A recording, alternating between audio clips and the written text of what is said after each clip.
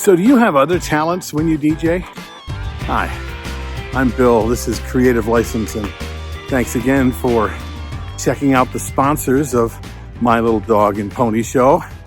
Thank you for being so nice to Promo Only and Electro Voice and Perfect Portals and DJ Event Planner, Disc Jockey News, and of course my workshop, The Entertainment Experience. So here's the subject today. Other talents other than DJing. Do you play an instrument? Do you sing? Do you dance? Can you whistle? Do you you have other skills and talents other than DJing? And when you do it, when you do DJ, do you attach those things to it? In other words, do you also do that other thing? And if so, why?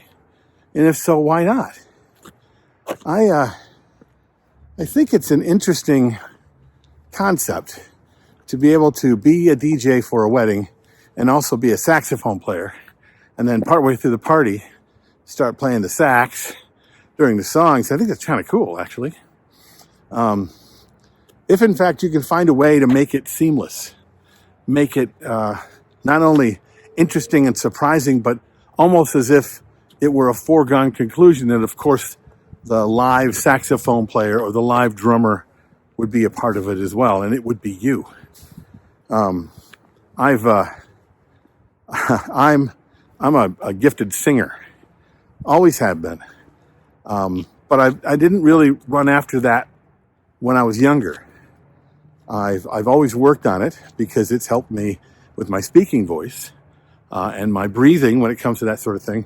But I've always had my mom, since I'm a kid, going, "Oh, you should also sing at these weddings. You should do that. I mean, that would be very valuable."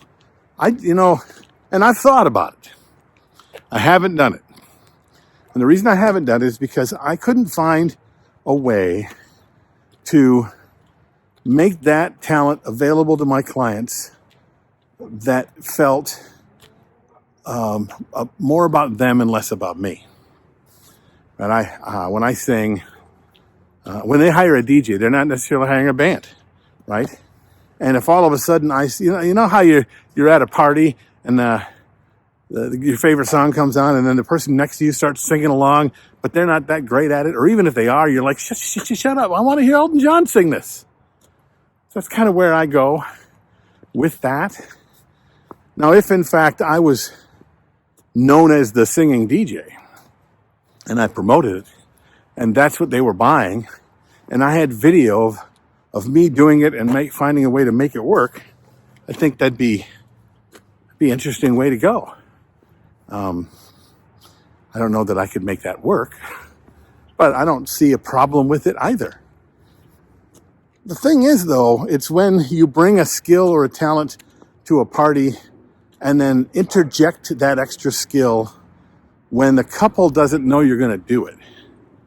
And now all of a sudden, it feels like you've just made this about, look at me. And one of the biggest things that people complain about when it comes to DJs is hey, look at me. Aren't I cool? That may work in a club where they're coming to see the DJ, but when they're coming to see the bride and groom, and all of a sudden the DJ comes out on the dance floor and shows everybody what a great dancer he is, that usually comes off as weird and or self-serving. Unless, of course, one of the reasons they're hiring you is because you're a great dancer, and that's a thing that's going to motivate people to dance. They've hired you to do that. Different thing. You understand kind of where I'm going with this? And this is just my take,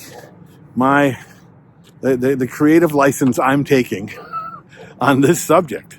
I know that people do it, and I know there are people that make it work. I also know that there are people out there doing it that sadly are not making it work. So if you don't know which one you are, I would ask someone outside of your industry to come and see you do it and see it from the perspective of the audience, which is where I come from with pretty much everything I do. Write your comments down below. Tell me what you think. Tell me if I'm right. Tell me if I'm wrong. Or just give me an idea. Whatever. I'm okay. This is Bill. This is Creative License. And I will see you next week.